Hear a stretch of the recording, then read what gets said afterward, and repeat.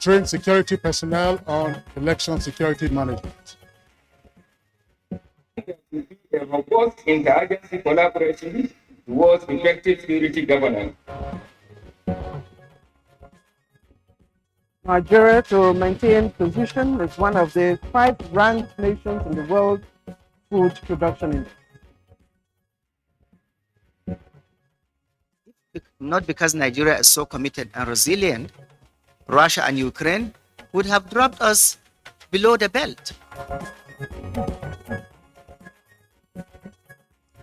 Good morning, Nigeria. Today, we focus on combating human trafficking in Nigeria.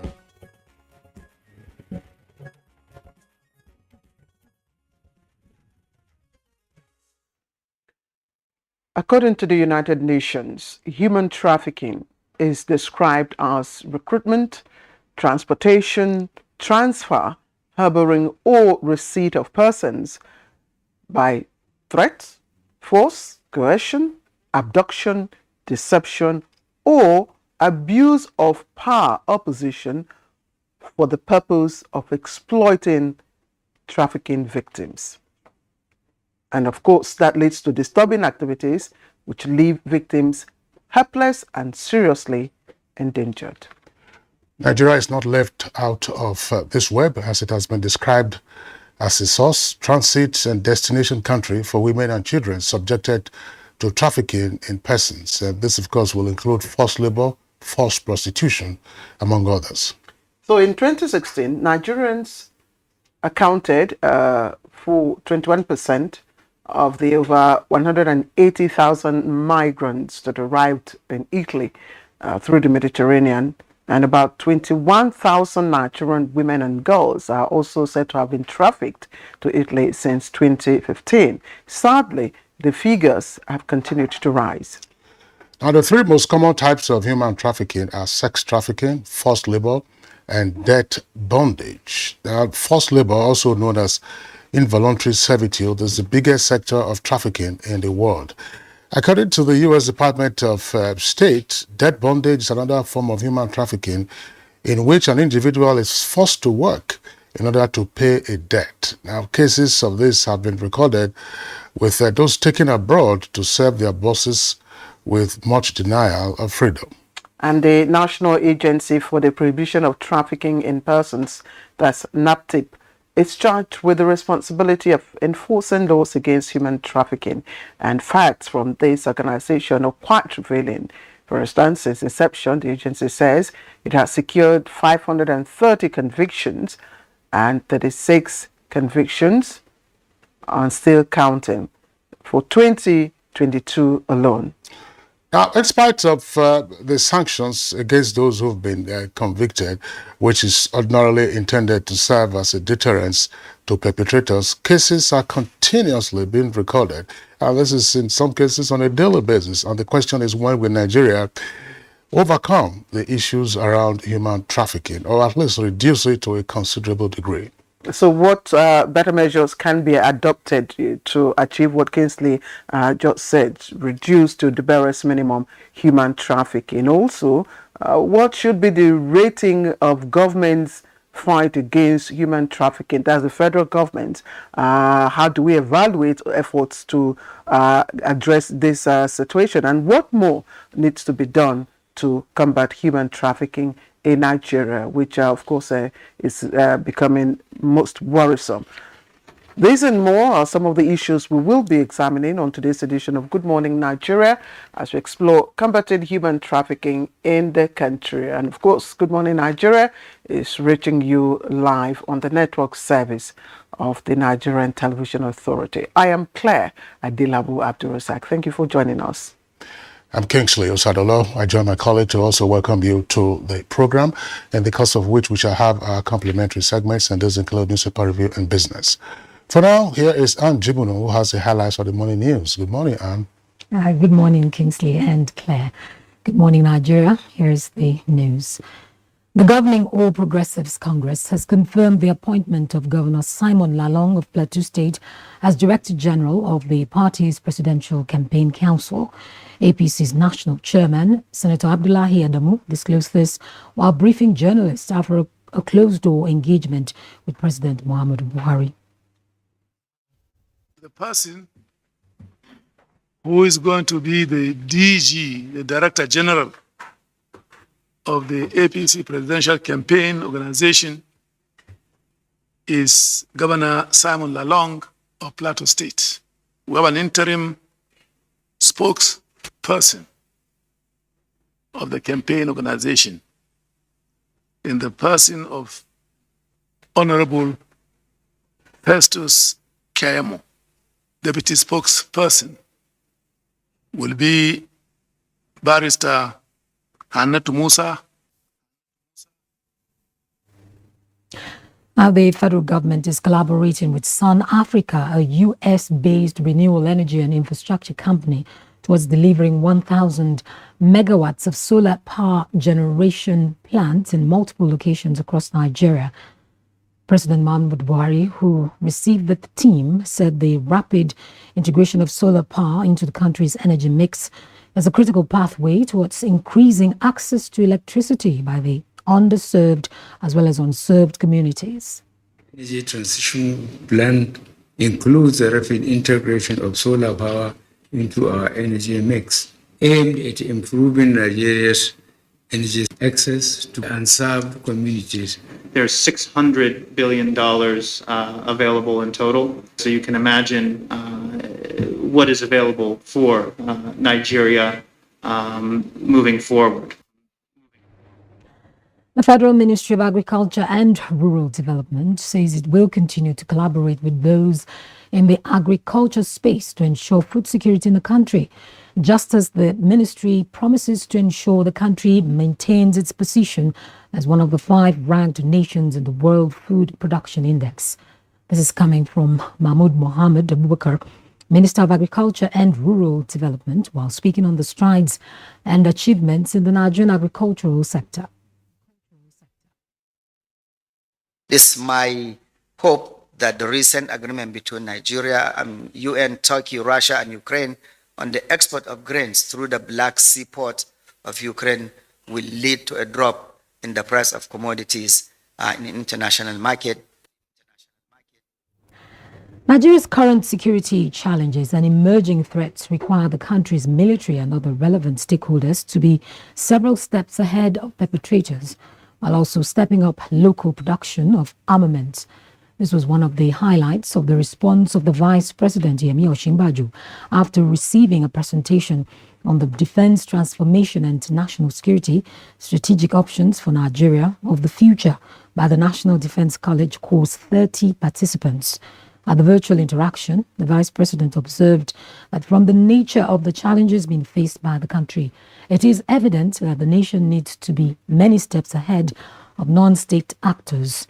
He commended the course participants for their efforts in proposing innovations in the defense sector, emphasizing the urgency for local production of arms and the need for transparency in the management of resources meant for the acquisition of hardware and security agencies. Information and Culture Minister Lai Mohammed says Nigeria is open to doing business with all social media platforms as long as they operate within the rules and regulations. The minister said that this when he granted audience to a team from Google.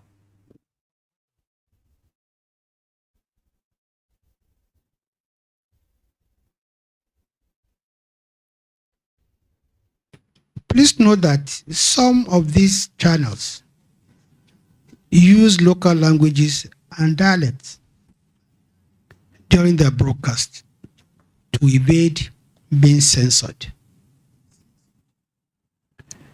Your platform, regrettably today, has become the platform of choice for IPOB. If you can be able to, within your ministry, have some people who can alert us on that, we will take action immediately. The 2023 general elections will give eligible Nigerian voters the choice to choose their leaders and representatives devoid of godfatherism or any form of external interference. National Security Advisor General Babagana Mongolu gave the assurance at this election security management training for security personnel ahead of the elections in Abuja.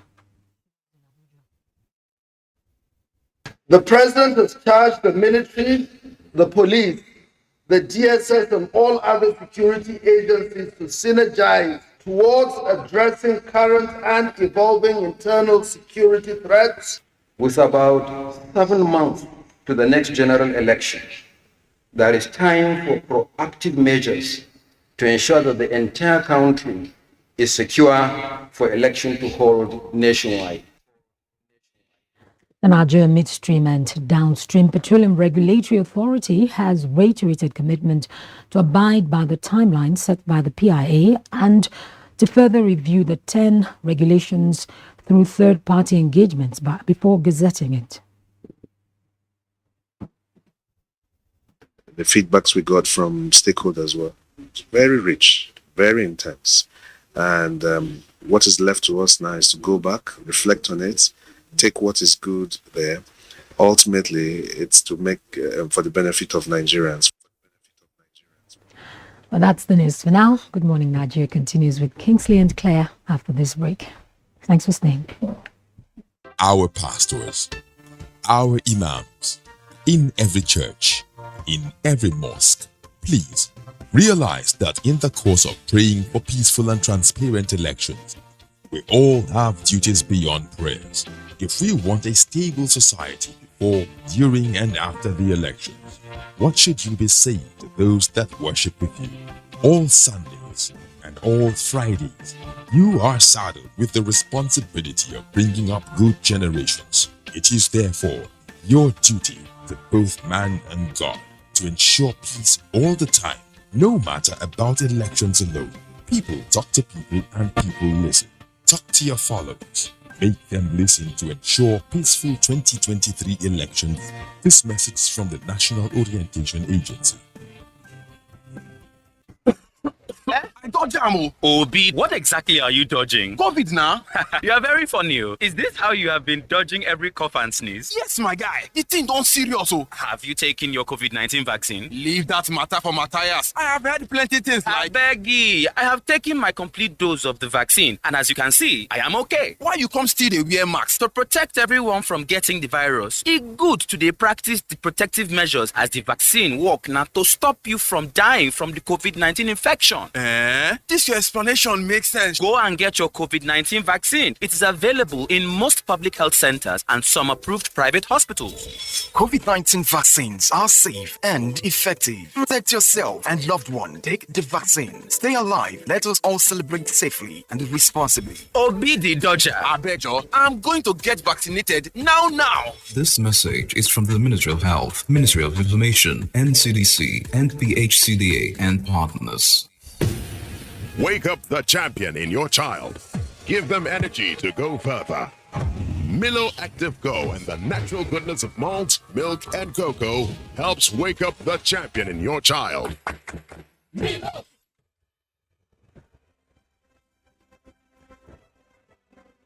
Every day in our country, senior citizens are discriminated against, disparaged, and treated with disdain by those who ought to respect them. We are all complicit in the way we have treated the elderly members of our society as institutions, families, or members of a shared society. Every time senior citizens get offered less than they deserve for the work they do because they are old, poor, and desperate, we are failing them. Senior citizen loses a child, and wow, they must be responsible for their death.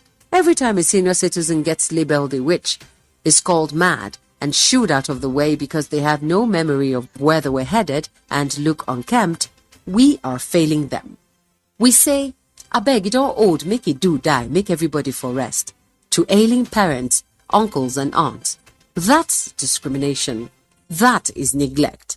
When you see an old woman getting beat up and being accused of witchcraft, do not turn the other way. Stop and teach people that white hairs, wrinkles and hunchbacks are no evidence of witchcraft. Aging comes with a memory decline. Sometimes it's not out of place to have elderly people lose their way, forget details of their lives, and how to properly take care of themselves. When they get to this stage, They deserve your empathy, not scorn. Our ailing fathers, mothers, aunties, and uncles are deserving of quality healthcare and peaceful transition. Make their last moments memorable. Senior citizens have paid their dues. They deserve your care. Stop all forms of discrimination against them today.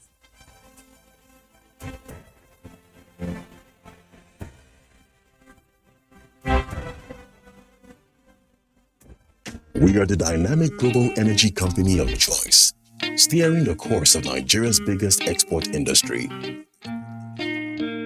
With years of commitment, delivering greater value and improving lives.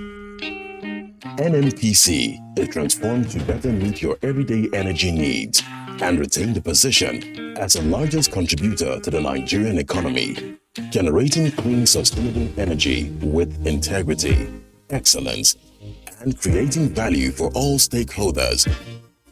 We are NNPC Limited.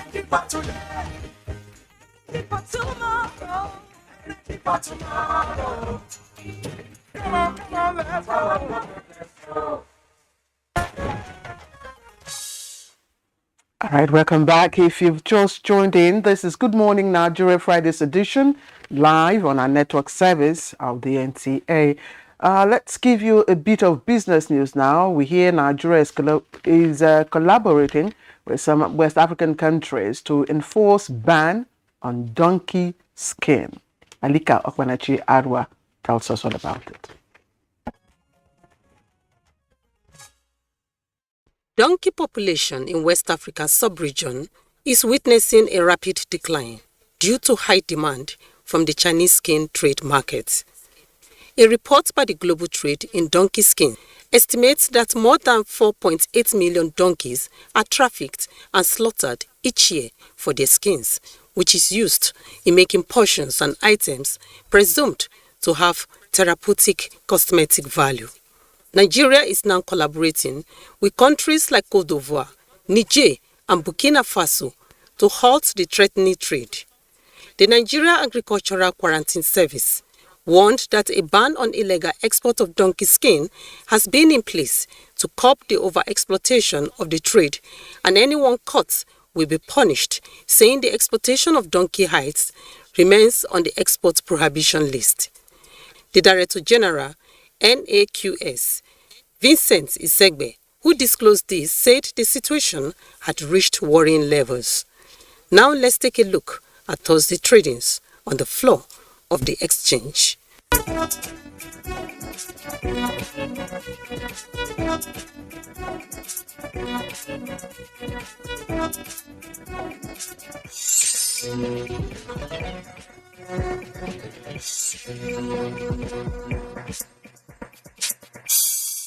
With business news, Alika Okwanachi Arwa.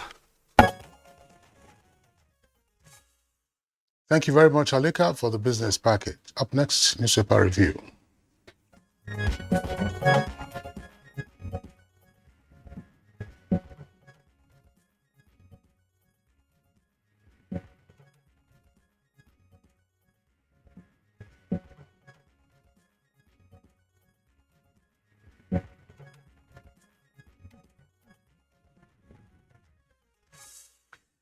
All right, it's another Friday. Bayo Atoyebi is right here in the studio to do what he knows how to do best.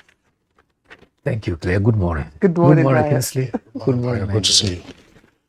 All right, so let's go straight to business with the Nation newspaper. Above the nameplate, UK court adjourns hearing in Ekwerimadu's case till October 31st.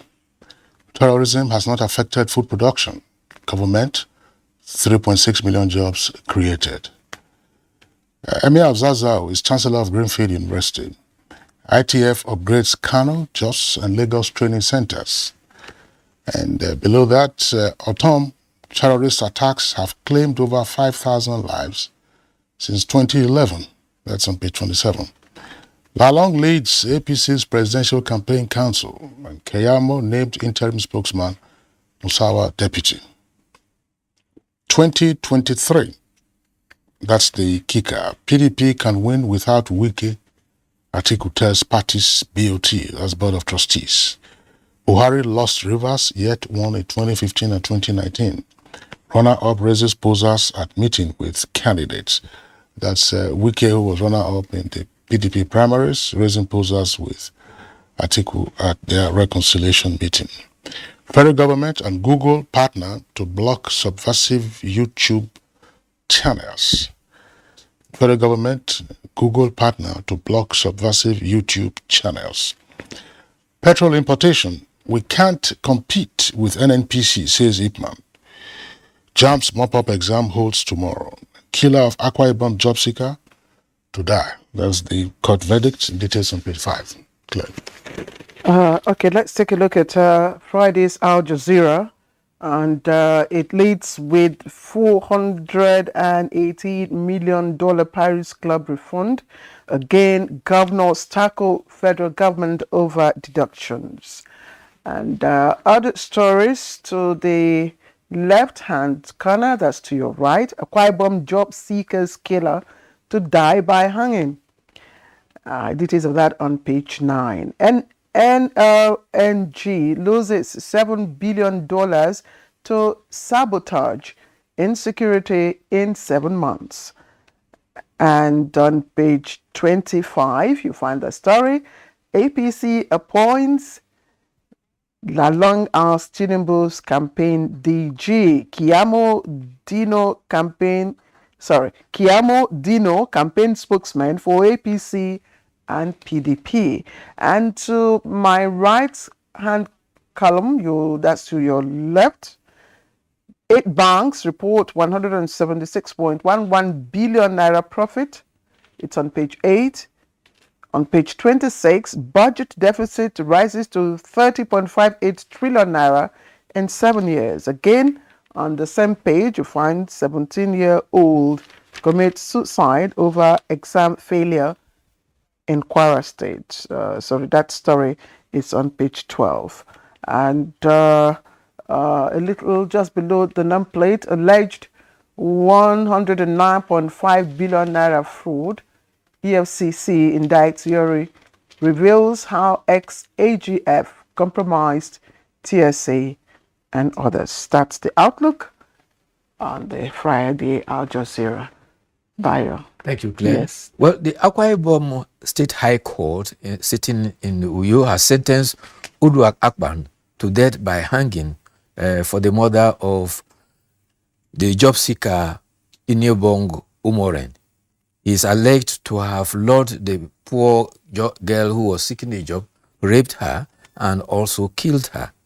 Uduak Akpan was sentenced to life imprisonment for the rape component of the crime and is to die by hanging for the murder of the job seeker. There was a mild drama at the court because after the pronouncement, Uduak Akpan attempted to escape, but the police and a combination of correctional officers were able to restrain him and quickly take him to the Black Maria, the correctional vehicle, to carry him away to the prison. Meanwhile, the court also discharged and acquitted the Uduak Akpan's father and his sister because they had no complicity in the crime. Across in Imo State, the police command has reported to have neutralized a notorious kidnapper and armed robber known as Osita Obuyuri, otherwise known as Shina Rambo. Based on what the police described as technical intelligence, they were able to trace him to his hideout at Utuma and Ukwa within the border between Abia and Cross River State, and that was where he was neutralized. He is said to have escaped from the jail break at Owerri, which took place on 5th of April. So for criminals, no matter how hard or how long you try to run, the long arm of the law will eventually catch up with you. Former Inspector General of Police Mustafa Balugu is dead. His family confirmed his death yesterday at his home in Ila Orogun. He was the 21st Inspector General of Police. It may be recalled that during his tenure, he was arraigned for money laundering over $100 million and also faced a 70-count charge by the Economic and Financial Crime Commission. He entered into a plea bargain which led to him pleading guilty, and he was fined 500,000 for each count and sentenced to 6 months for 8 counts, for which he served the prison terms concurrently. He secured his release in February 2006. The service chiefs have now engineered an operation that is called Operation No Mercy to terrorists and kidnappers. The leadership reports that the chief of air staff, Oladayo Amao, kick-started the air component at the Air Force Base in Kaduna yesterday. He was addressing the commanders of the air component commanders as well as air officer commanding, and the instruction was that they should continually stay ahead of the asymmetrical war and the unconventional nature of the terrorists and deny the terrorists any free movement.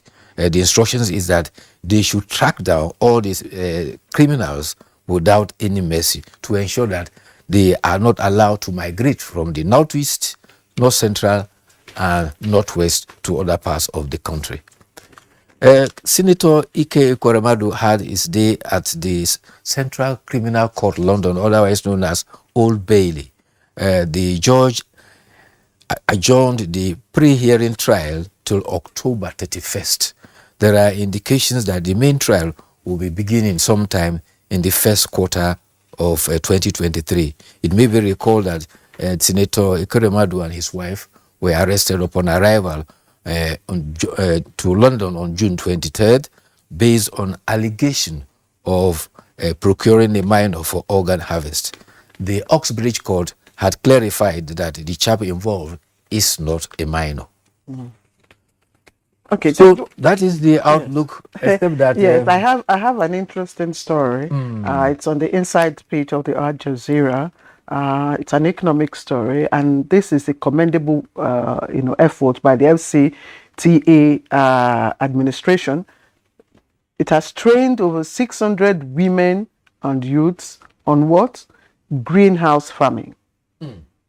Greenhouse farming. I mean, I'm excited about this for a couple of reasons. First, it's going to empower, especially women. It's going to, at least increase, their capacity, to purchase, to spend. It's also going to give them more jobs.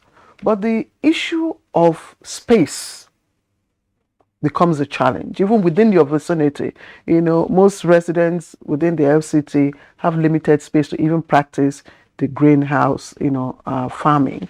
And that will also go a long way to, give us some confidence in our food security if it does, work out. So that's a very encouraging effort, at least. But there is an FCT policy that discourages farming within the precinct of residence. And that is going to be another big challenge. Because when you talk about greenhouse farming, what extent are you going to have it? Is it within the domestic premises, or you have to acquire special land locations to carry out this greenhouse farming? There is another form of farming too, which is chemically based, and it can be done. Some do theirs in sacks within the premises. Yes. In fact, I was fascinated when I saw one where they grew yam tubers in sacks, empty sacks, and they grew other plants who were grown in sacks. That is a way of economizing space, and you'll be able to utilize a very little space to produce some domestic produce that can be help elevate the economic status of the city. Both techniques should be extended to the civil servants, since that's the only venture allowed them, so that they too can leverage the benefit of the greenhouse farming and the technique you just talked about, and also take part in agribusiness. I think it is an effort that gladdens my heart, and I wish civil servants too can benefit from that. Another story, Bayo, And that also makes me happy this morning. It's goodness. Goodness, Wanchuku of Nigeria. That's at the ongoing Birmingham, Commonwealth Games. In 2 throws, discus throws for the Paralympics, she broke world records. The first was 34 point something, seconds, and the other was 36. And she shattered the records and placed Nigeria on, the golden map. So I think we have how many golds now? About at the last count, if I've not lost count, I counted at least 5. 5 times Nigerians were challenged to arise compatriots, and the national anthem was sung at the podium in Birmingham. And I felt very proud. And so someone said the women. Okay, go ahead. There's another story on page 6 of the Nation newspaper. It's an obituary. Respected professor of geography, Akin Mabogunje, has passed on. He was 90 years. And I'm sure for generations of Nigerians, the name Akin Mabogunje will always ring a bell. He was ever present, and he was strong right up to his 80s. You've had condolence messages pouring in now from President Muhammadu Buhari, the governor of Ogun State, and all that. So it was pretty very close to former President Olusegun Obasanjo. Yeah. So this would be a personal loss to him. I mean, he raised a generation of scholars in that field, whether you call it regional planning, urban planning, or geography in general. He was a highly respected academic worldwide, and particularly for us here in Nigeria. He made tremendous contributions to our nation's development. May his soul rest in peace. And on the international scene, barely 5 months after the Russia-Ukrainian war, China is warning and starting military operations again in protest about Nancy Pelosi, the Speaker of the House of Representatives, visit to Taiwan. And Taiwan is now saying that the military exercise is a violation of its own territorial integrity because it's coming towards its own waters, and China is threatening. I don't know. That's it's scary. Well, let's see how it plays out. Well, yeah. Sometimes some of these provocative acts are just difficult to understand because the details behind those actions are hardly ever disclosed. You ask yourself occasionally why the United States would opt to be foraging for trouble in other regions of the world. For the most part now, there's a clear recognition and acknowledgement of one China policy.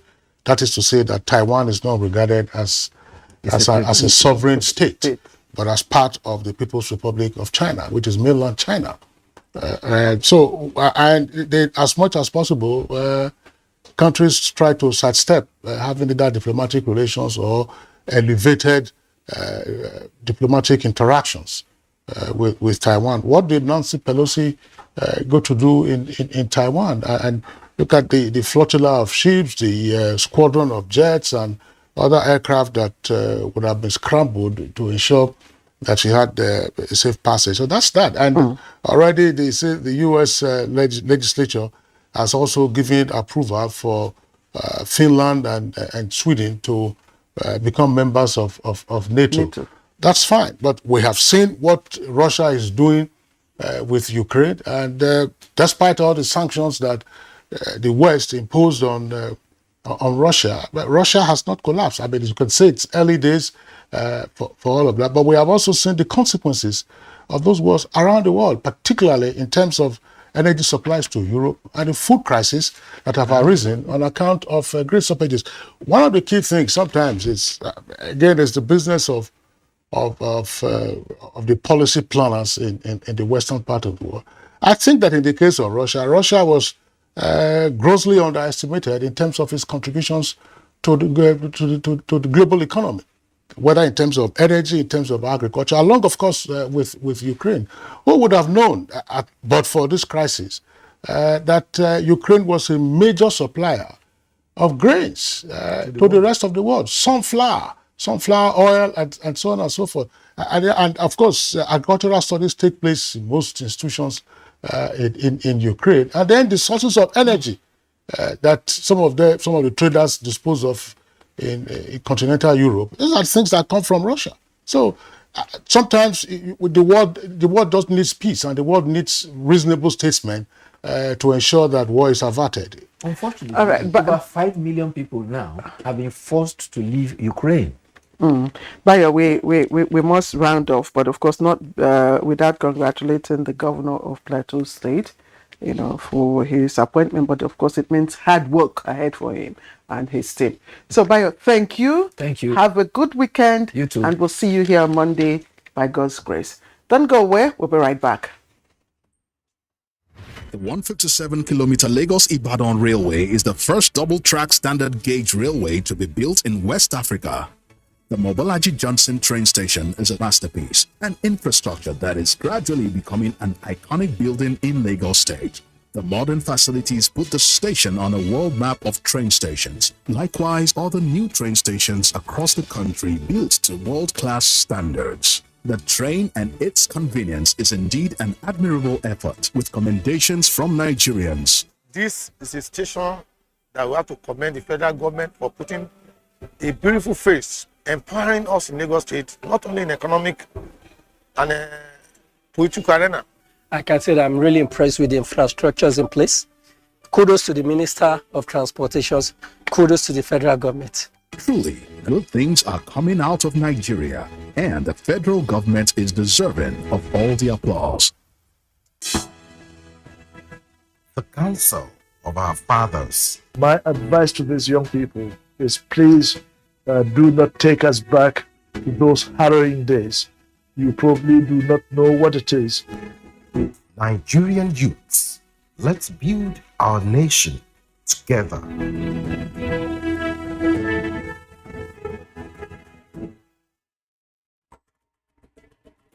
To every politician, as the campaigns gain momentum and passions begin to rise, remember, the errors of your opponents do not make you a success. Do not run down your opponent and inflame passions to violence between and among your supporters.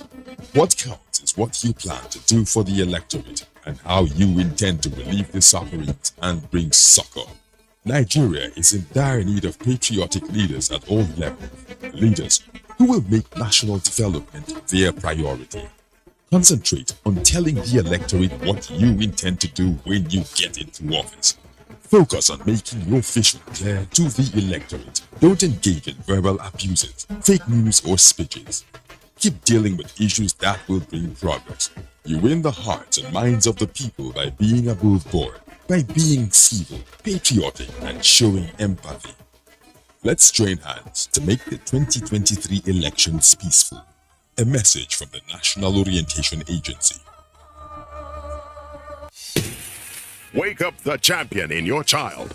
Give them energy to go further. Milo Active Go and the natural goodness of malt, milk, and cocoa helps wake up the champion in your child. Milo.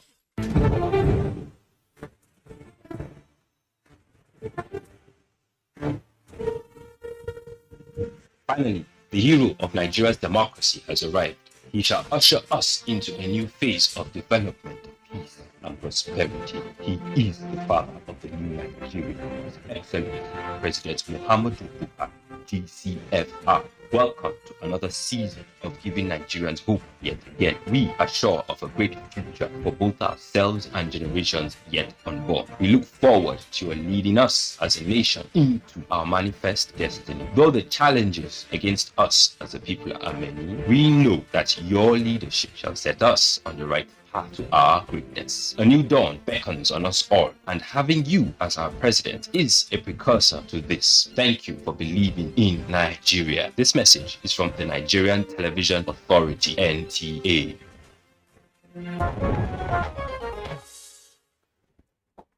You're watching Good Morning Nigeria on the network service of the Nigerian Television Authority. As a prompt for our conversation, which is on combating human trafficking in Nigeria, let's listen to this background report put together by Kenwe Undulwe, our correspondent.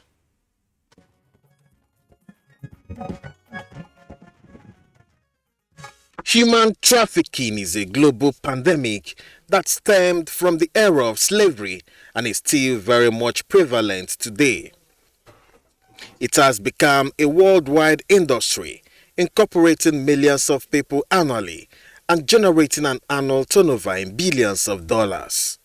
But the snag is, the goods and services being dealt on are real people with tears, blood, feelings and relatives. Victims are often recruited, transported and subjected into forced labor, slavery, servitude and prostitution by traffickers. The latest twist to the crime is trafficking in persons for the purpose of harvesting their organs, which is largely driven by global shortage in organs for ethical transplants. The stories are grim and often impossible to confirm, usually involving illicit clinics, corrupt doctors, and global networks dealing in human flesh. At the risk of exploitation are North and West Africa, with great population of impoverished and displaced communities. The physical and psychological abuse that comes with trafficking are enormous, making victims vulnerable to depression, diseases, abuse of fundamental human rights, and even death. Estimates released by the Global Slavery Index in July 2018 indicate that there are 40.3 million victims of modern slavery worldwide. In Nigeria, NAPTIP is charged with the responsibility of enforcing laws against human trafficking, and facts from this organization are quite revealing. Nigeria is designated a major source, transit, and destination country when it comes to human trafficking, ranking 32 out of 167 countries with highest number of slaves. NAPTIP contends that 75% of victims in Nigeria are trafficked across states, 23% trafficked within states, while only 2% are trafficked outside the country. Poverty, conflict, ignorance, and greed are said to be some of the underlying factors, while some people fall victims of human trafficking. On this episode of Good Morning Nigeria, guests shall be looking at issues around human trafficking and how these can be combated.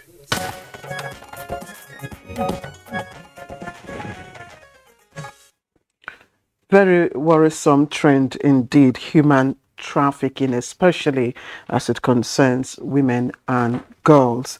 Now, we have in the studio to speak more and give us more perspective to this trend, Arinze Orakwe. And Arinze is Director, Training and Manpower, National Agency for the Prohibition of Trafficking in Persons, NAPTIP. Thank you, Mr. Orakwe, for joining us. Good morning. Thank you so much. Also here with us in the studio to share her perspective is Abimbola Adeumi, and she's team leader, Human Trafficking and Migrant Smuggling Unit of the United Nations Office on Drugs and Crime, UNODC. Thank you, Bimbola, for joining us. Good morning, and thanks for having me. All right, still with us here in the studios is Bello Motosho, who is a technical advisor in governance action against trafficking in persons and smuggling of migrants project being implemented with funding from the European Union. We're glad to have you, Bello. Thank you so much for this platform. And joining us via Zoom from Lagos is Reverend Father Emeka Obiezu, Director, Augustinian Center for Advocacy, Justice and Peace, and is also the National Coordinator of Civil Society Network on Migration and Development. Father Emeka, we're glad to have you this morning. Good morning, all. All right, let's begin with NAPTIP. Are we making any progress in having a climb down from what we used to hear in the past with regard to human trafficking, or the figures are escalating? No, we're making a lot of progress. We're making a lot of progress because looking at the 5 P's, which is prostitution, prevention, policy, and other P's, I you look at prosecutions, NAPTIP has been able to bring to justice 525 traffickers to justice. That means they've been convicted and they have served jail terms for their crimes against Nigerian children. Then, in rehabilitation, 17,124 have been brought back in conduction. This was something they did with IOM, International Bureau for Migration. And we have in 26 states in the country, we have a state task force. These are task forces, this is chair of organizations, civil societies, police, Nigerian Immigration Service, and the different states. I'm sorry, I would have to pause you for a while. I think we've got some listening challenge. We'll just quickly, rectify it and come back to you. In the meantime, let's also put the question to Reverend Father Emeka Ubiezo, who is the director of the Augustinian Center for Advocacy, Justice and Peace, and he's joining us via Zoom from Lagos. So I'll also repeat the same question Kingsley put to NAPTIP. Are we making progress with our efforts to stem human trafficking? We've been getting a wave of reports in a couple of days. Good morning, everyone, and good morning for having me here this morning and with my colleagues there in the studio. The issue of human trafficking, as our colleague from NAPTIP started talking about, is very grave in terms of how it impacts humanity and Nigeria also as a state. Directed to the question of whether we're making progress or not, I think we could say yes in the positive, that we are making progress from Nigeria front. The establishment of NAPTIP, the coordination of migration management in Nigeria entirely, that brings up all stakeholders, state and non-state actors, better organizing among these actors themselves have also contributed to the progress we are making. Now, it is easier for people to actually know where to track these persons. New routes are identified and followed. More reports are coming up and synergies are being created towards ensuring that especially the victims of these heinous activities are protected. Within the civil society front, we have a network, NACTA, which is Network Against Trafficking and Child Labor, is also organized in such a way that the activities of its members across the states. Yes.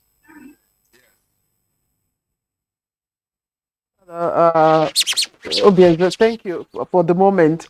We'll come back to the studio and let's also put the same question to Abimbola, who is a representative of the UN, team leader of the UNODC. Mr. Rakwe did say that yes, answered in the affirmative, progress is being made, but I'd like you to contextualize this progress. Is it in terms of prosecutions or is it in terms of actually stemming the tide of frequency? Okay, thank you very much. Yes, he mentioned when he was talking about the 5 Ps, which is like the framework for which NAPTIP's response to combat trafficking in persons. And the 5 Ps has to do with prevention, protection, policy, partnership, and prosecution. Those are the 5 areas. So when you're combating human trafficking, the way Nigeria has structured it is to look at all of the indicators, from making sure that people are not trafficked, which this with the prevention side, but making sure that protection is provided to vulnerable people even before being trafficked, and after they are trafficked, that protection services is also available for them. And then, of course, providing a policy and enabling environment to ensure that when we prosecute, they get the maximum penalty for the action that they have committed as traffickers, and even those that are aiding them as well. And then, of course, we have the partnership side, which means that all of us seated here, you have FIAP, you have NAPTIP, you have Father Emeka over there, IOM, everybody, even the state task forces, the NACTAL, the Network of Civil Society Organizations Against Child Trafficking, Abuse and Labor, NACTAL, they are all there, all of us working towards the same thing, to achieve the same goal, that we want to combat human trafficking in Nigeria. So with this, I believe that we are making progress, because when you look at how we started 10 years, a decade ago and more, you will see that Nigeria has really gone far in terms of being able to put media attention, world attention, and everybody's attention towards the plight of human trafficking. Putting structures and framework, but is it any better now? Is trafficking any better now than it was 10 years ago? Well, now, because of enlightenment, you find that there's a lot of reporting. Before, it was there, and it was also massive. But because there were no channels to report them, because now in Nigeria, we have the hotline 627 short code, which people can actually use to call and report cases of human trafficking. We also have the 12-digit numbers that NAPTIP uses. So there are a lot of facilities, both at national level, at state level, and the local level, where the NGOs come in for people to actually go. Before, those cases were actually going to the police stations because they were the closest to the community. But now, because you now have strengthened the community response through the NGOs, people one-on-one even get reports of human trafficking, and they intercede to do rescue, to do referral. We have all the frameworks even for referral. We have the National Referral Mechanism guideline for to refer victims from the point of interception of identification to the point of when they get all the services. Before, in Nigeria, you see that trailer loads of vulnerable children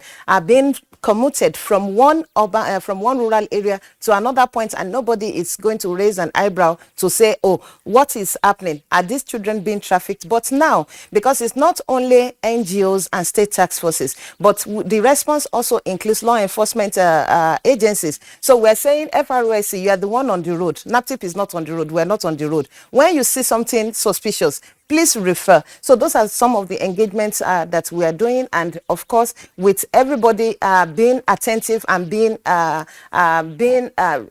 looking at every crime scene with the eyes of human trafficking, a lot of reports is coming in, and that's why you think that it's getting more. But because we are getting a lot of reports, and in that case, you're having more prevention than what we had previously. I want to return to Reverend Father Emeka Obiezu and just put Bello Omotosho on hold in the meantime. Father Obiezu, tell us, what have been the critical success factors in preventing more incidents of human trafficking, particularly cross-border?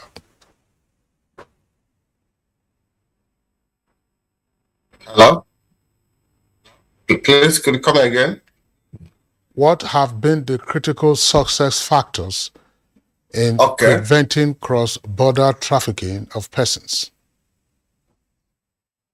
I think leaning also on what Bimbo has just said, I think it is about synergy and greater awareness that has been raised within the Nigerian states are different across different states using different media.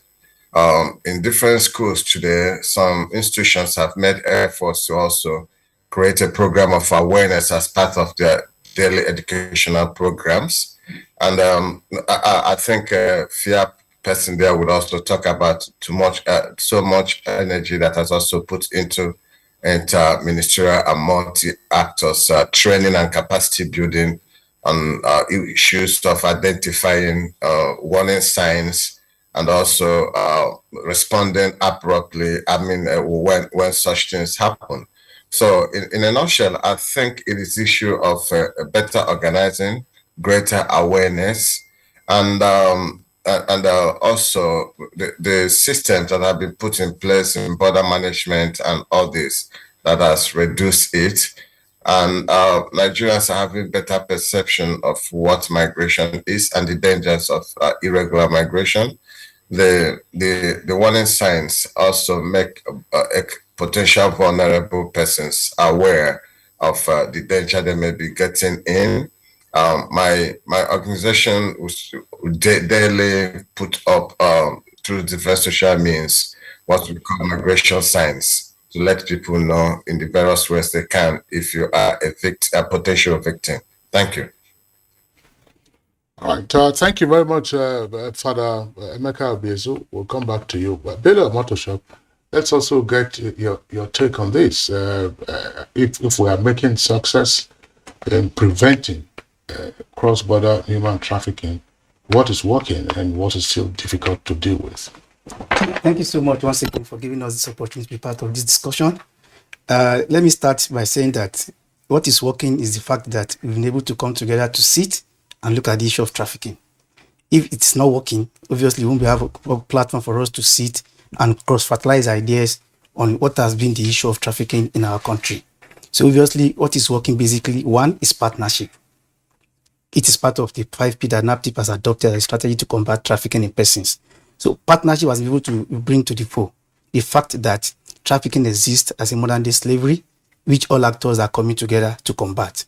Secondly, the fact that we have taken prevention to another level, where like Father Emeka said, when you look at schools, some schools have included this as part of their curriculum to ensure that even those that we think may not be vulnerable, but they are aware of the existence of human trafficking, which anybody can tag modern day slavery. So when they are aware, they become what we call a vanguard who can assist to pass this message to those that may be vulnerable to being trafficked.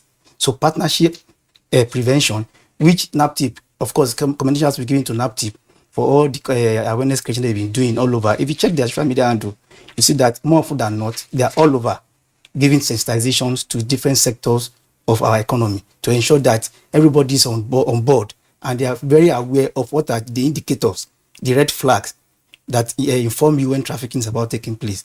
Also, you also have to give commendations to the national partners who have been able to give enough support to Nigerian government to ensure that trafficking is combated to the barest minimum.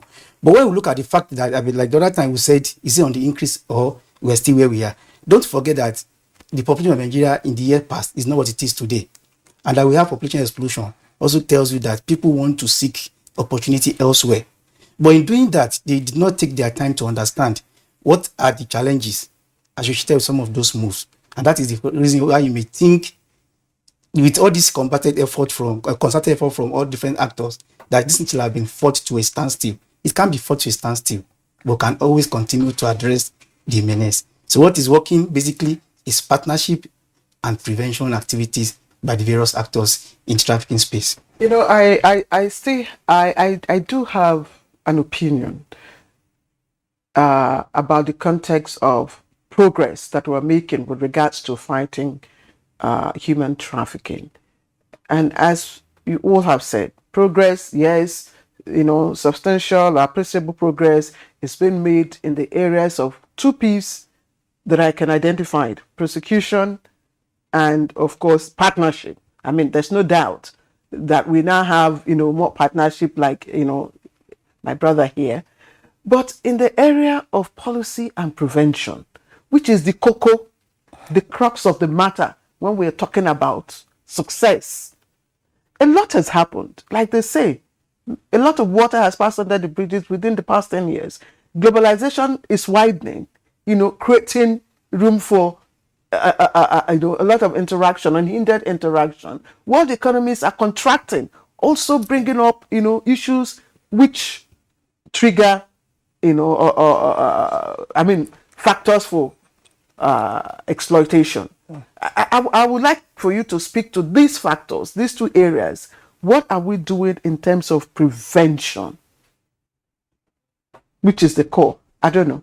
Mr. Rakwe, you want to take it up? Yeah, for prevention, at the level of awareness creation, we've done a lot. Because what have we done? Let me start with Izozo. Izozo was a television series drama that ran for 20 weeks. That's at the level of prevention. After that, we did Itoha. Itoha ran for 35 weeks on NTA and other media outfits. And again, we created anti-trafficking vanguards in schools, anti-trafficking brigades in schools. We left there, and with the support of ICMPD, ICM being International Center for Migration Policy Development, we're able to infuse anti-trafficking issues into the curriculum So that if you look at where question papers now, you are going to say anti-trafficking questions, and trafficking issues were infused into 6 subjects. So students now study it and they now understand what trafficking is. So you cannot say people are not aware of trafficking in person, but society is dynamic and you expect that crime and criminality is not something that will end within a snap of fingers. So these things are there. And so long as the space for economy is constricting, like you mentioned, and the global economy is also constricting, there's also advances being made in science and technology. So the Zoom is there. All these social media platforms are there. And for UNODC, who are the domiciles of anti-trafficking, the anti-trafficking, you find out that protocol. You find out that what has happened that this year at the World Against Trafficking, what they did was that the theme was technology use and abuse, because traffickers are now going out of the way to recruit people, to lure people, using all this Facebook, all these platforms. And so the globe, there's been a global concern that we now begin to think along that area. And what has NAPTIP done? NAPTIP is also meeting them at those points. We are now creating that awareness. Just like we said, there are the state task forces that have been, with the support of my Director General, Dr. Fatima Wazir, has made that all this in 26 states they have. We are having them, and their job is to locate the particular material for local consumption of this in those different states, in their particular favor, in the way they want to do it. So it's not just me, us, NAPTIP at the federal.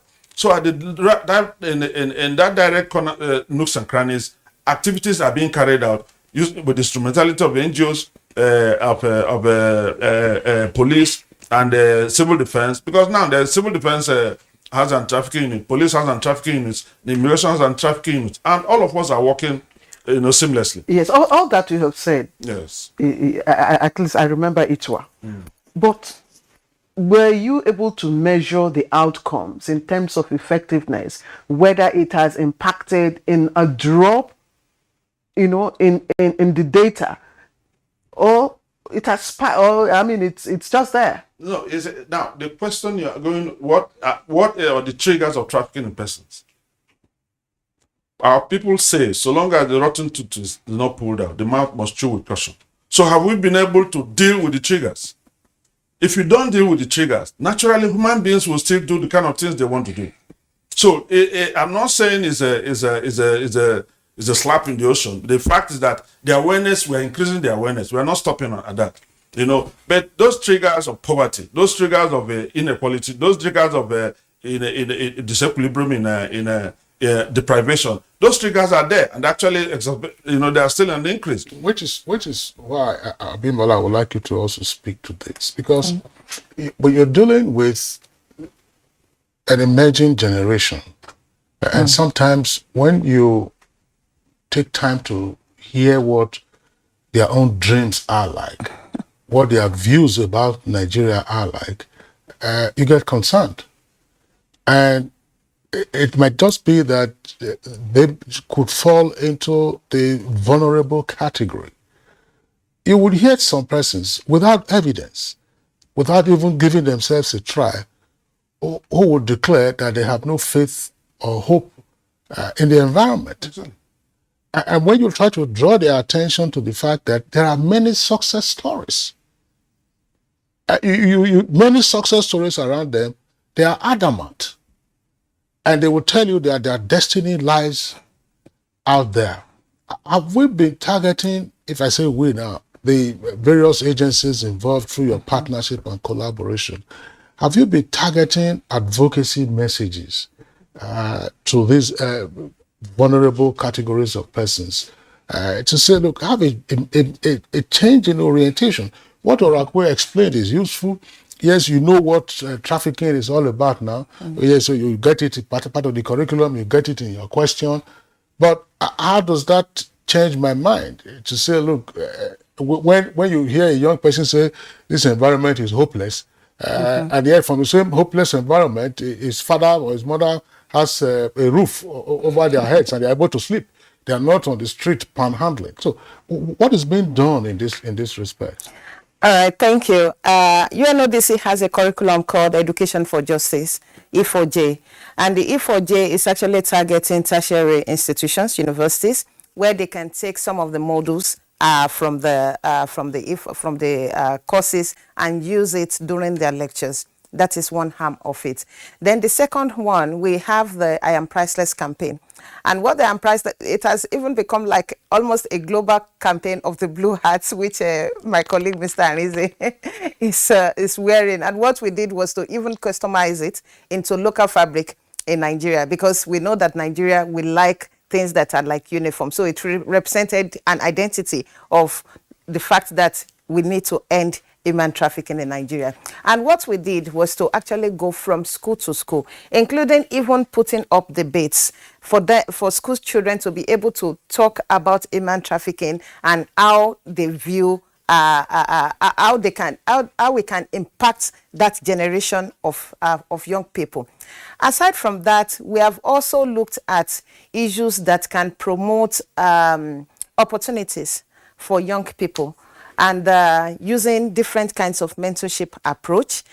We have our UNV, United Nations Volunteer Programs, that is to bring youths that are out that have finished school into the UN system to learn and also know how to be responsible adults, so that they can become like brand influencers or ambassadors to their peers. And then the Vanguard that Omotosho spoke about, the Vanguard is not just for the fact that we wanted to create school clubs, because that's one of the approach that even UNODC also adopted. But we want a group that, apart from being able to learn about human trafficking, they can also do peer-to-peer exchange among themselves. So by word of mouth, they can influence their families, because those are the first points of needs that those young people need to do. And then thereby also influencing the general public at large. So there are different ways that UNODC and other partners alike have been engaging with the youth to ensure. In fact, recently when we had the World Trafficking, the 2022 World Trafficking Day, we had a school debate between Blaise University and Veritas University, and it was still on this topic of human trafficking. And all of this is actually to create awareness among the youths, to create awareness among the young people. In fact, the people that would put themselves out to be trafficked will still put themselves out. I remember a situation in Ondo State where we had a sensitization campaign, and the Attorney General of the state, who is the chairman of the state task force, was with us. And, you know, we were in the marketplace talking about human trafficking. Mothers, fathers, don't give your young people, always ask questions when somebody says, I'm taking them to Spain or I'm taking them to Italy. And I was with this woman that was selling fish in the market there, and I was giving her the scenario of the lady that was trafficked and then was used for she was trafficked for domestic servitude, she was used for sexual exploitation, and then she was also introduced to substance abuse. And when they brought her, they dropped her at the airport here because she was now mentally unstable. So I was telling the woman the story that these children, they meet a lot of things when they go out. She said, that one is not my portion. God forbid, where my own goes, it will go and it will succeed. You know, I like for us to look at targeted strategy. You just talked about Veritas and basically, and I'm wondering if the type of victims or the caliber of victims we saw, you know, in the short clip done by our correspondent, are those that will be, you know, attending Veritas and base universities. I'd like for you, are we targeting our approach rightly? That's one. And two, are we also paying more attention to criminalizing the act rather than encouraging policies that will address the triggers? And I ask because in some of the experiences shared, you know, victims have complained about not being involved in the decisions about, you know, their integration into the society. Sometimes they complain about the kind of mentorship programs or skills acquisition programs that they receive and all that. So, which again, at the end of the day, we end up not achieving much I don't know. Maybe you want to take it up. All right. I'll start from the policy side. Just like we know that UNODC is the custodian of the Convention Against Transnational Organized Crime, and then the protocol to prevent, suppress, and punish trafficking in persons, especially of women and children. And so our mandate is quite clear in terms of what we need to do. And for UNODC, when it comes to the issue of criminality, the Nigerian law, that's the Trafficking in Persons Prohibition, Enforcement and Arbitration Act of 2015, is quite clear. Even when it's going to penalize or punish or criminalize the person that carried out the trafficking, but everybody that is involved in the chain and the process that aid and abets, all of them, once found guilty, will also... Including the victims. No, aside from the victims. But the fact, because the law says that procures, transport, abhors. So even if they kept the victim in your house, you cannot claim that you did not know. You are already part of the chain of the exploitation of that child or of the young adults that was trafficked. So everybody in that chain except for the victim. And then now, victims, before, in this Nigeria, we've seen, before 10, 20 years ago, we've seen when victims are repatriated and deported straight away and treated as criminals when they land here in Nigeria. But all of that has changed now. But you still parade them. They're still being paraded. Well, I think we allow NAPTIP. Let me come in. The victims cannot be paraded by NAPTIP. Part of the reasons why we are doing a lot of exchanges and training for other sister law enforcement agencies, we're doing one probably on the 28th with the police, and we have had, through the instrumentality of the police IG, to get all the police anti-trafficking commands for a particular training to build synergy in areas like this. Because the UN protocol says that victims are not criminals, and Nigeria signed on to that. So you cannot treat them any less. They are victims, even in the process of, in their stage of status of being a victim. If they committed any crime, you cannot hold it against them. That's what the law says. So, and Nigeria has adopted it. So when things like that happen, it is actually out of ignorance because they do not know. And NAPTIP, the Director General, said, we must train civil defense, Nigeria police, every organization that had to do in any way that come across victims, so that they bring them at pair. We share with them the referral mechanism so that they know what to do at what stage. The idea of profiling, please send them to us, we will do. Right now, it's become increasingly difficult for you to even adopt a child and take the child out of this country. Because at the airport, immigration has a template of referrals of the things to look out for when you bring a child. There are issues of a woman who maybe came in a month ago, normal and clean, just 1 month after, now wants to travel and says he has a 2-month-old baby. Madam, but when you came in, you weren't pregnant. So how did you come? How come? You know, so those are the things that as they evolve, you know, these things come up. Like you said in your question, the thing is that those who do not know might want to, in a bid, you know, to show that we are working and we are doing work. We are working. You know, we've been able to cause some interceptions at whatever and every level, but that is not an excuse. The fact is that we are going to, we want to train them, want to make them understand that these are victims. Amongst those victims are actually criminals. Maybe they are traffickers amongst them, because a trafficker is never a mile away from his or her merchandise, because that's the way they see victims. So if you bring them to us, don't show them. The credit still goes to you. In NAPTIP, the work that NAPTIP will do is to silently profile them, give credit to you in our report to the U.S. Embassy, to the U.S. government when they do for their state decision, to UNODC and all our partners, because we have a stakeholder. And in our stakeholders meetings, which is the Build Partnership, all our partners come and they share with us the things they've done. So it's not in any way done to denigrate victims. Those who do that in ignorance and they don't know, okay, and it's wrong. Mr. Bello, I would like you to listen to this, but I want to start off with Mr. Orakwe in terms of training, capacity building, and exposure.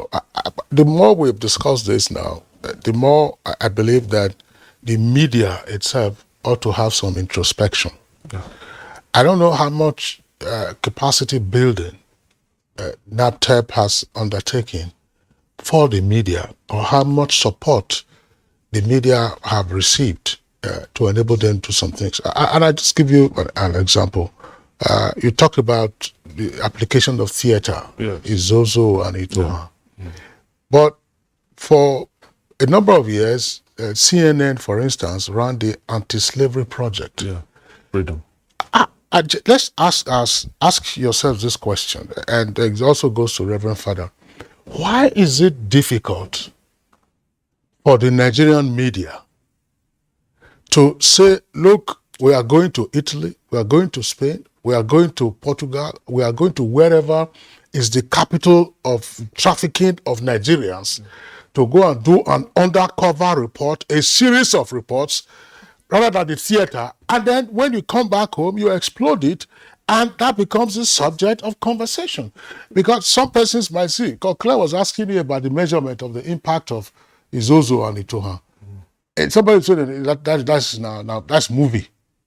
But why do you think it's been challenging for the Nigerian media to undertake this kind of editorial project? Because it is out there, the evidence is just out there. Are we waiting for press statements or what? I mean, I'm a media person, and I know that this question means that the muzzle is also fired at me. So now the challenge has been this: it behoves the media or whatever organization that is interested in doing that to seek support. There's IOM, International Organization for Migration. There is UNODC, there's FIA, there's Expertise Front. There are lots of organizations, even embassies that will gladly support NTA, AIT, or other organizations to pursue that line of action, to go and get this information, because then it will be unbiased, it will be green, it will be unfettered. They will get their, nobody is there to tell you what to do. You're going to speak with the victims. The only thing there is that I know that so many individuals have done their documentary. The interpretation when they come back here is left for whichever organization that handled that. I don't know. But I know that I have taken, when Gabriel Odu, one of your colleagues, had worked with us for a long time, the media had been trained. Media actually knows that.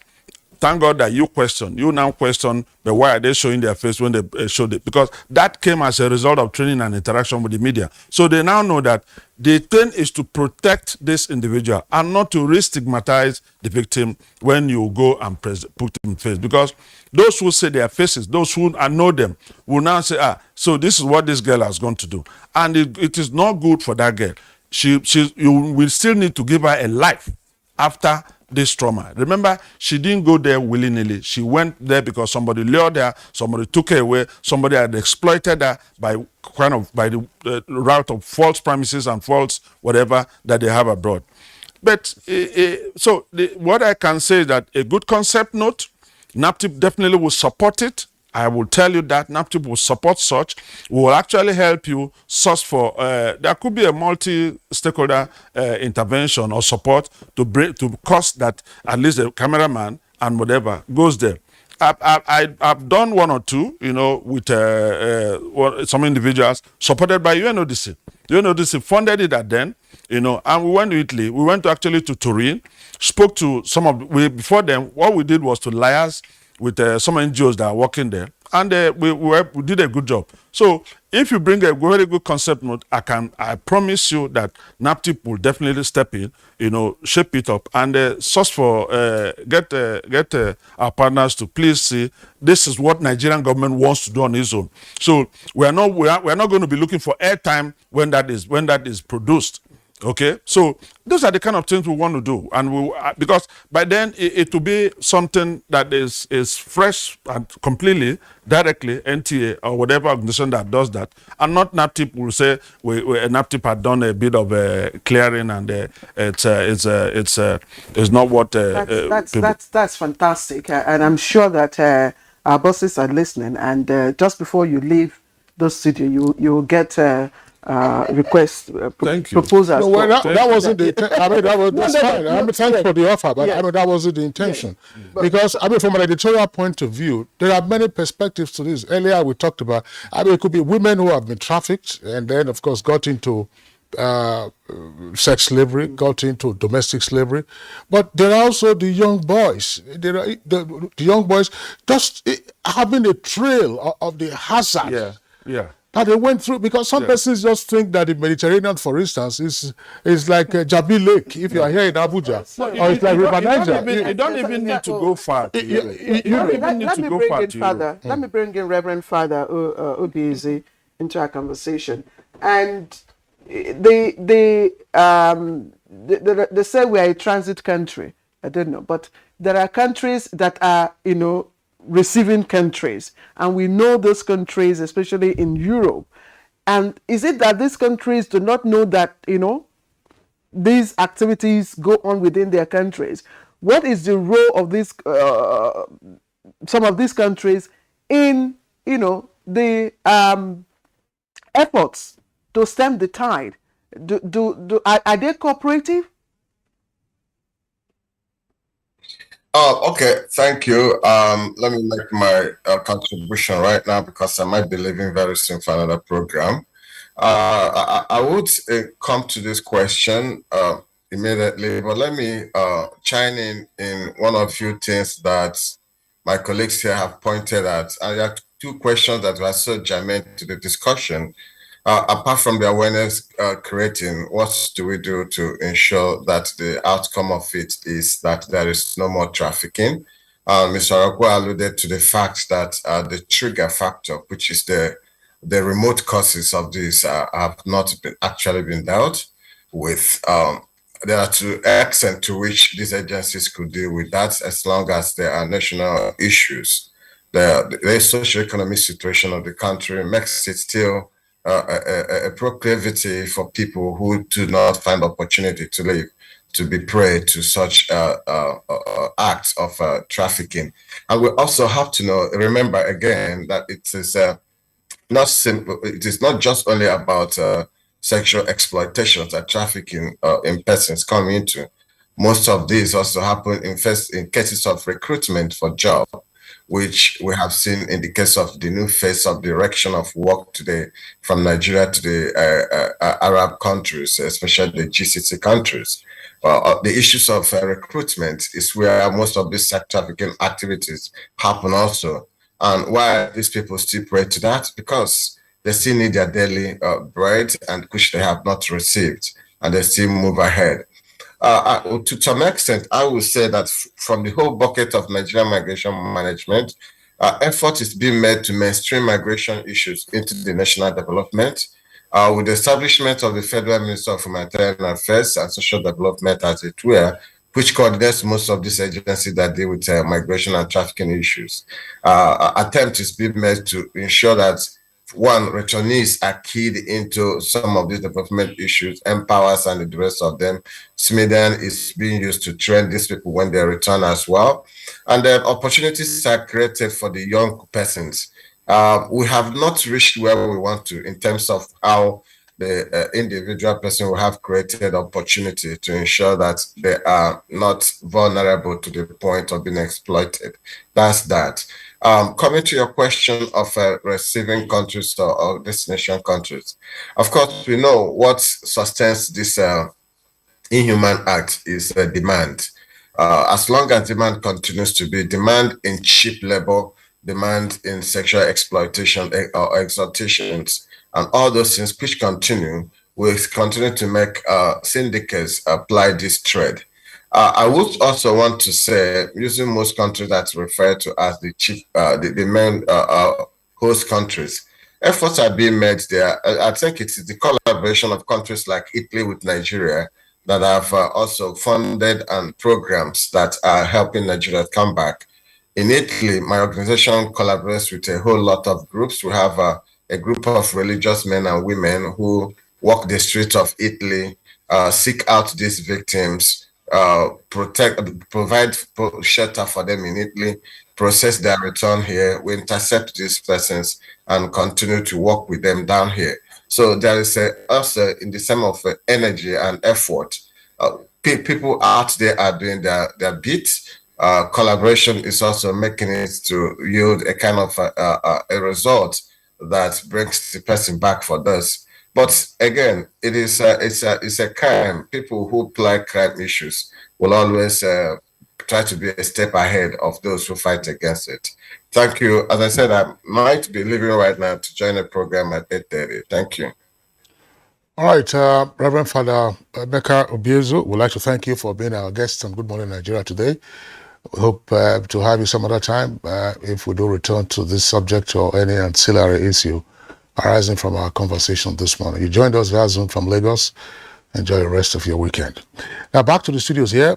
Bello Motorshop, there are two issues on the table, but I'd like you to comment on the aspect relating to sufficient media education that could trigger advocacy editorial reportage.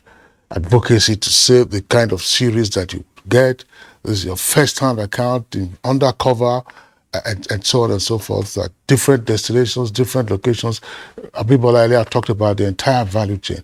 If you were to focus on each of those aspects, I bet you, from an editorial point of view, you will have a series to run.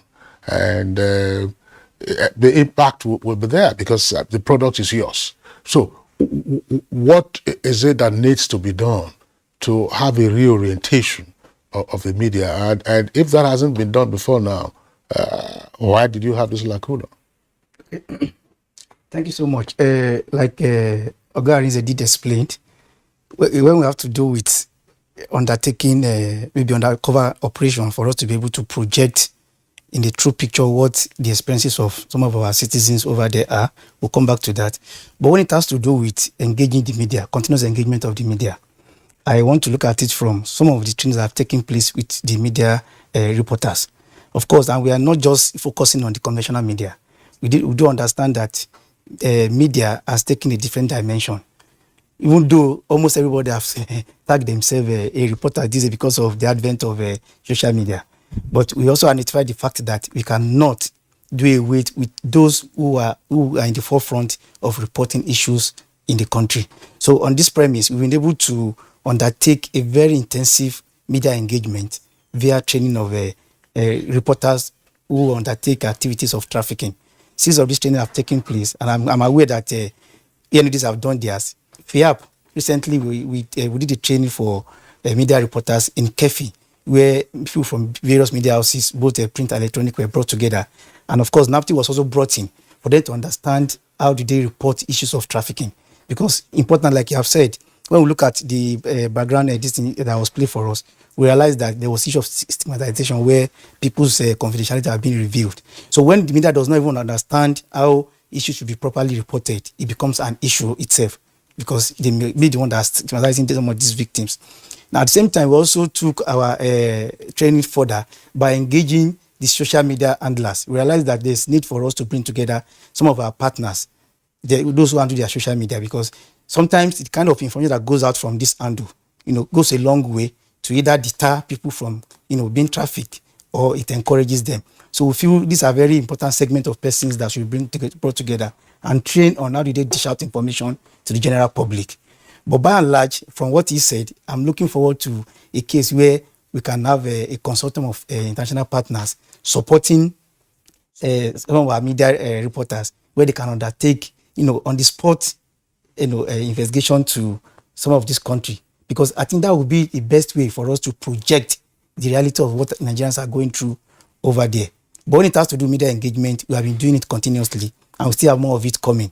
I'm happy to inform you that NTA also benefited. Thanks a lot. We're talking about the point one is driving. It has to do with investigative journalism, really, and we understand what you're having here is media engagement. The training sessions you've had in the past are also useful. But just to underscore the fact that for the media to be successful in its investigative activities, it cannot do it alone.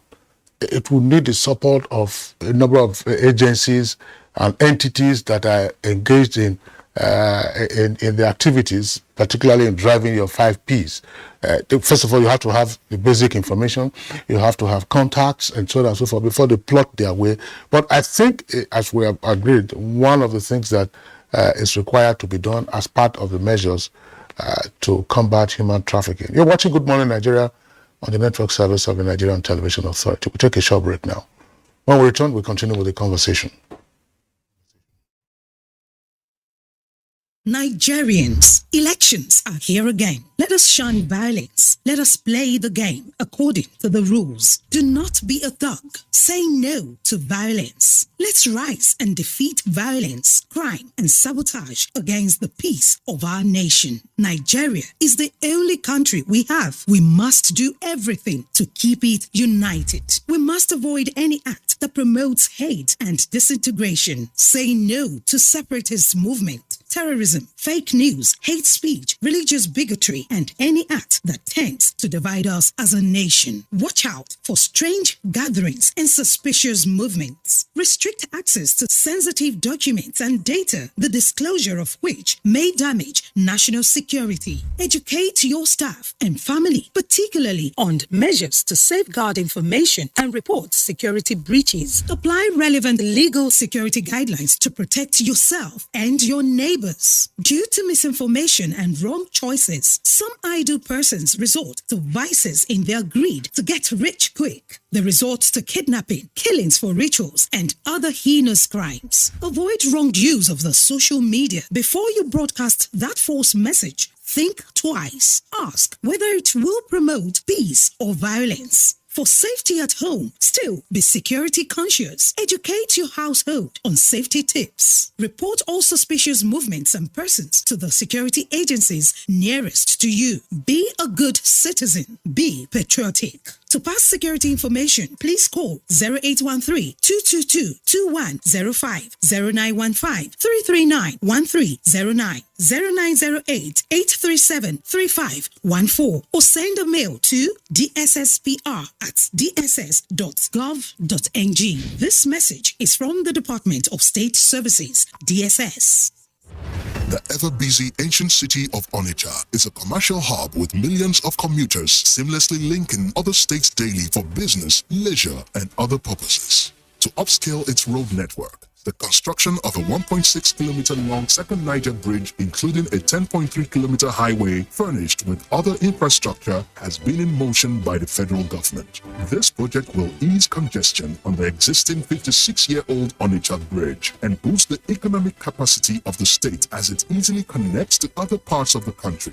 The completion of the world-class second Niger Bridge Onitsha will be one of the many proud moments of the state, its people, Nigerians, and foreign investors. Onitsha, which hosts the largest market in Africa, is geared up to boast of an impressive road network. Once again, these moments are made alive by the federal government, and it is deserving of all the applause. The counsel of our fathers. I believe we have fought one civil war too many in this country. So those who experience it will run away from it. Nigerian youth, let's build our nation together.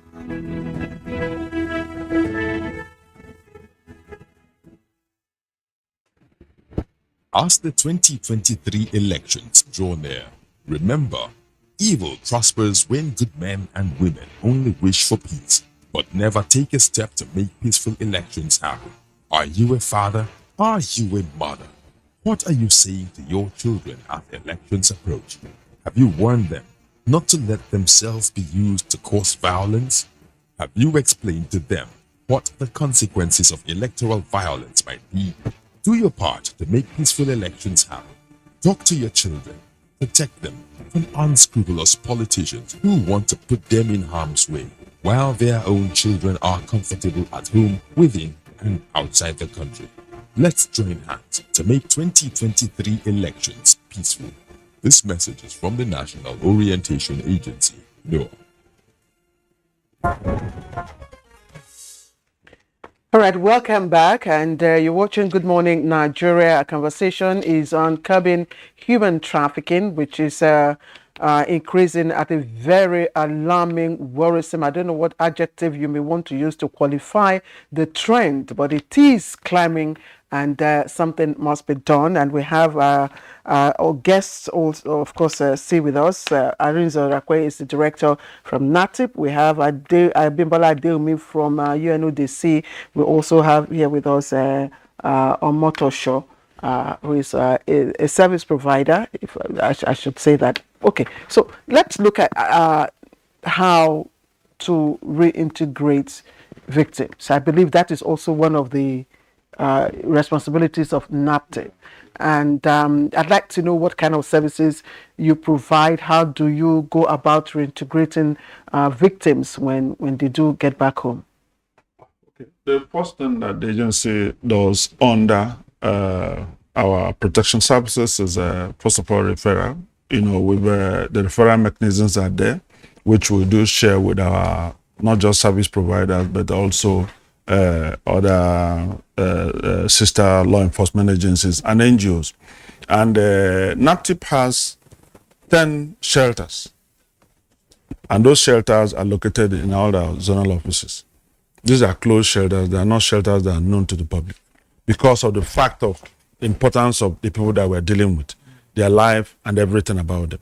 So there's psychosocial support.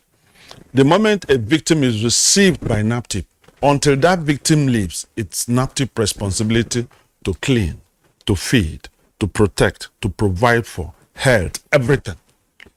What our wish is that we can have victims who say they want to go to school. Those who want to go to school can go to school from NAPTIP. 5 of our victims have gone to school and graduated as university graduates from NAPTIP. From closed shelters, yes. During that period, because when we receive them, the thing to do is, first of all, we try and do family tracing to understand after the profiling has been done, do psychosocial support, then that will help us understand the need of that victim. The victim rehabilitation is also with the consent of the victim. So we don't force them to what they don't want. But while all this is happening, the officers would have gone to trace where this victim is from. Whether it's conducive, it's been to return the victim back to the family. What are the triggers that actually made that victim go in the first place? So if it is not safe, and the victim says, I don't want to go back, completely. We don't force the victim to go. The victim stays with us. 3 victims that went to school, graduated, are working in NAPTIP right now. Yeah. So it's a very intricate thing that we do, but people don't understand, and it is not easy because there's a lot of money that is required for a victim to be cared from the date of the reception. That victim is exposed to medical support, which says, first of all, we check, are you okay? What kind of medical care do you need? And remember that many of them come down with post-traumatic stress disorder. These are individuals who are maybe during the course, depending on where the victim was retrieved, you have been sleeping with as much as 30-40 men a day. I participated in Operation Timbuktu in Mali, and I brought back a victim that was taken to Mali when she was 13, has stayed 3 years in Mali, now 16, and sleep with as much as 40 men every day. So, and when I said, thank God the government funded it, with the Office of the National Security Advisor, we brought back 104 Nigerian girls were brought back from Mali. So like Mali and in Bamako there, in Brothers, the lowest and the seediest kind of place you can imagine that somebody will be working. Is it they're on transit? They're on transit, but suddenly their traffickers are, because the moment you leave here, what the trafficker is thinking about is money. And prostitution can happen anywhere. Your exploitation can happen anywhere. One thing with that merchandise, which is human being, is that you are there at the mercy of the trafficker. It depends on what he's training and what the trafficker wants to do with you. If organ is what he wants, he sells the organ. Are current sanctions for traffickers sufficient deterrence? I like to answer that question. You know why? I was in Benin when that particular day when Anini and Osumba were being shot at the stake. That day, 5 people lost their cars who came to watch that happen. Lost their cars where Anini and Osumba were being shot at the stake. Are sanctions the issue? Sanctions are the issue because in 2015 amendment, what the law was able to do was to put in place a minimum sentencing regime, which makes it that you cannot get anything minimum of 10 years. You can get life imprisonment for trafficking in persons. So what more can somebody do? I think it's high time we begin to address the issue of the triggers. Exactly. If we address the triggers and make home, the number of Nigerians that are speaking about Jabba, because those are the new terms that have been brought about, everybody wants out. I hear young people tell me, I'd rather die in the Mediterranean than suffer in front of my mother. Those are the kind of terms I hear. Those are the phraseologies that I use, meaning that their desperation is unending. They don't want anything. We feel that this country, I and my generation, we have failed them. That is it. But how is UNODC helping in this area? Because addressing these triggers may not necessarily be the responsibility of NAPTIP, but NAPTIP definitely needs partnership and assistance to be able to do something. Yeah. Yes. So how is UNODC supporting? Okay. UNODC, we are a very research-based organization also. I will start from there. And a lot of the information that we have are evidence-based, based on research that we've conducted. The 2020 UNODC Global Report on Human Trafficking buttressed some of the points that Mr. Arinze raised. And while looking at those findings from some of the research that we've done, for UNODC, one of the things that we have done here in Nigeria is also to start engaging with the embassies and foreign missions that are here in Nigeria. And so every quarter we have that embassy liaison meeting between NAPTIP and those embassies.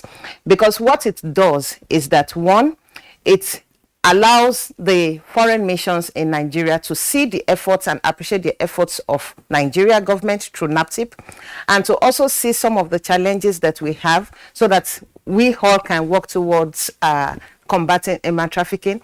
And it also puts on alert those countries where it's becoming the trend destination in the JAPA process of young people. For instance, when we had the last embassy liaison meeting, we realized that now the destination is becoming towards India, for instance, for studies. And a lot of cases are now coming out from India. People traffic there for study purpose and then end up being exploited. Because what the trafficker does is to collect your identity, which is your passport. So because without that, you cannot even go to the Nigerian embassy in those countries to actually seek for refuge or ask for assistance. Yes, because but my question is, what is the intervention to enable these, would-be victims Yes. who have genuine interest in studying, for instance, in India, Yes. to be able to, get legitimate access? Yes, all of that is still what we do with the embassy liaison. Because one, we are also using the embassy liaison meeting to popularize some of the new, some of the policy areas of Nigerian government and some of the things that they need to look out for. Because when you look at it, people get their visas from some of these embassies and they provide documentation before they get the visas for study or for anything that they are doing. So we need to let the embassies know that there are more things to look out for before you issue study visas. Recently also, NAPTIP has the TIP clearance portal. The TIP clearance portal is in line with the regulation 2019, which is the regulation of services, of centers, of shelters, of service providers for travel and tour, for studies, and for different actions. And now, what we have done is to translate that policy document, this is it that I'm holding, into an electronic portal where if you are going outside of the country for sport activities, you need to register through that TIP clearance portal. A certificate will be issued to you. And when you get to the airport, because also every the validation process concerns every ministry and the department and agency that is involved in the travel. So if it's for sports, when you do the application for sports, the Ministry of Sport approves and validates your request. When you get to the airport, the immigration take the certificate, put it the number on the tab, and check that indeed you have been validated to travel, and you have there is a place where we can trace you when you get there. If it's for the purpose of a study tour for schools that are taking children for study tours, it's the same thing. They have to apply, then Ministry of Education validates. When they get to the airport, the Nigerian Immigration Service looks at the certificate that has been issued. If it's for the purpose of domestic labor, because Nigeria also has agreements with some of countries for labor, for skilled labor and unskilled labor. So you cannot say you won't allow people to go for skilled and unskilled labor as long as it's regulated. If it's that one, Ministry of Labor also validates. When you get to the airport, the immigration looks at that. So you have... Yes, so, you know, I get what you're saying, but Bello, I don't know. Like a few days ago, there was a report, you know, in one of the dailies of, in fact, it's not a report, it's a warning, I think, from the office of the Diaspora Commission. I'm not sure now, I stand to be corrected, about the traffic of, you know, Nigerians being trafficked to Cyprus, for instance, because Northern Cyprus, yeah, in search of, you know, schools. Yeah. So is there anything that, for instance, anything we can do, maybe between governments of this country to kind of provide certain, maybe quota? Okay, this is I don't know, you know, for Nigerians, so that when somebody comes to you to say, look, we are taking you to a particular country to study, look, we know that this country has given us quota, our quota is filled, so there's nothing like you're going to this place for studies. I don't know, do we have that kind of... Well, I think it also boils down to the trigger issue that you mentioned. Yes. But if we, you know, it may be difficult for us to stigmatize any country and say, don't go to this country because this is what they do. Because I think it can cause no, I have not issues. Said, I have not no, said I'm just that. going, I'm saying that. Okay. But what we can do, I'm aware that for everybody that want to seek education opportunity in the West or any other place, there are procedures that they go through. Sometimes I'm aware that you have to go through Ministry of Education to get some clearance. So I think that is where their own role also comes in, and there must be government direction in that area. Where if you need to get clearance from Ministry of Education or Ministry of Foreign Affairs, because I'm aware those are places you need to go through some clearance before you can be able to acquire the necessary certification for you to be able to proceed. How seamless is that? That's what I'm saying. You know, it may not really be similar. I'm only saying that okay. No, it is seamless to the extent that I know that IOM has the Migrant Resource Centers, MRCs, and they're located in Benin, they're in Abuja here, they're in Port Harcourt, and they're in Lagos. And NAPTIP, migration, I keep telling Nigerians, migration is your right. NAPTIP was not set up to stop you from migrating. All we are saying, do not become a victim of irregular migration or illegal migration. Because out there, you are at the mercy of criminals who will exploit you or who can do dangerous things to you. If you ask questions, we are not there to set, both IOM, UNODC, FIAP is not there to stop you from migrating. That question can actually help you. I'll give you an example. In 2014, one young man woke up in Lagos and said he had the permission of the Canadian or Australian people to bring 8,000 Nigerians to those countries. And he did a seminar, taught them how to move about and how to conduct themselves in a foreign country. And what happened? NAPTIP went there. This thing happened in Lagos. NAPTIP went there. They chased NAPTIP officers away. Until suddenly, maybe 2 weeks after, the man now said that, yes, that the aircraft came. And that the aircraft had a burst tire and that he wants to go and repair the tire. And that they should contribute money. After they had paid 62,000 naira each. They paid 62,000 naira each. So they now pay 2,005 so that they can change the tire to a vulcanizer and vulcanize it. The airplane. I am telling you. And this aircraft is supposed to carry how many? 8,000 Nigerians. So when they paid that money, they paid the 64,500 naira each. And this man disappeared into the thin air. NAPTIP chased him, we used the Interpol, every resource to hunt this guy. He shut down all his wall and disappeared. Now, if at that point that NAPTIP came, I went down to Lagos to go and bring the 8,000 passport. And we actually did in consultation with with Australian and Canadian ambassadors, high commissioners, and they were in office and said, this is a lie. Right now, many Nigerians are still falling prey to American visa lottery. That had been stopped a long time. A long time that had been stopped. Why? Because many of us still want out. People are not mindful of the kind of things they see in social media, and which is why this came up in the world against and said technology, abuse and use, because these are things that fast track and people use to employ or deploy for criminal purposes and trafficking in persons. So what we will do is just to keep talking about it and make people understand that there's a thin line between the truth you hear and the falsity that are bound in the social media space. Okay. So many things. Yeah, earlier I raised the question about the adequacy of current sanctions. And then you cited the example of the public execution of armed robbers in 1987. Yeah. Sometime around March or April 1987. I had covered the trial in 1986. But we have seen in recent times, on account of the menace of kidnapping, some states have passed legislation that anyone who is convicted of a kidnapping offense is death penalty.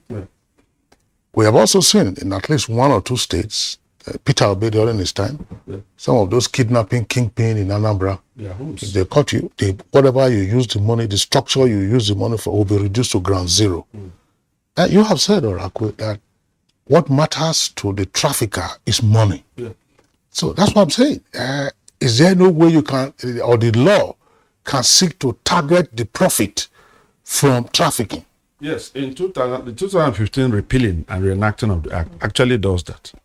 Now we are not just convicting traffickers. We are also looking at the proceeds of crime. And by that, what the law does is that anything which must have been gotten through your commission of that crime, properties, monies, will be taken up by the order of the court after your conviction and paid for the rehabilitation of the victim, not for nothing, for the victim that you obviously have exploited. Have we seen this happen in court? No, it has happened. It has happened. It has happened. It has happened. But there's no capital punishment just yet for. No, there's no capital punishment. There's no capital punishment. No, there's no just capital yet. punishment. We're wrapping up now. I just want to throw this in. Are we getting enough sincerity from the receiving countries in dealing with this human menace? Because they seem to be enjoying the cheap labor. To a greater extent. Yes, you have tokenist support here and there, but are they crying out that, look, we don't want this to happen? Are they picking up their own citizens who are part of the value chain, or they just say, look, this is a black man's problem, you go and face your challenge? I cannot tell you completely that's happened. And like the Reverend Father obviously said, if we target, so long as demand is still an issue, so long as demand for sex is still an issue, there's no way we won't continue to have people go there for sex exploitation or be exploited in that industry. So right now, countries like France, Norway, Iceland, Sweden, and Ireland have criminalized the purchase of sex, making demand a crime. So, and we're asking them, please employ the Nordic model. Please round off your thoughts. Yes, if you employ the Nordic model, so long as none is buying, none will sell. All right. I like to, commend you for this last contribution. Arinze Orakwe, Director Training in Manpower, National Agency for the Prohibition of Trafficking in Persons, NAPTIP. Thank you very much for your perspective. Let me also appreciate Abimbola Adeomi, who is the team leader, Human Trafficking and Migrant Smuggling Unit of the United Nations Office on Drugs and Crime. Thank you very much for your perspectives as well. And Billy Omotosho, Technical Advisor, Governance Action Against Trafficking in Persons and Smuggling of Migrants project implemented by FIAP Thank you so much. Sorry? Thank you so much. Yeah, thank you very much as well. And we also would like to appreciate, I'm sure, Kester, you did appreciate him. We already signed him off. Yes. That's Emeka Bieno. Okay, that's it for us on Good Morning Nigeria today. Thank you for tuning in. The program returns on Monday, usual time, which is 7 o'clock in the morning. We look after ourselves, enjoy your weekend. I'm Kingsley Osadolo.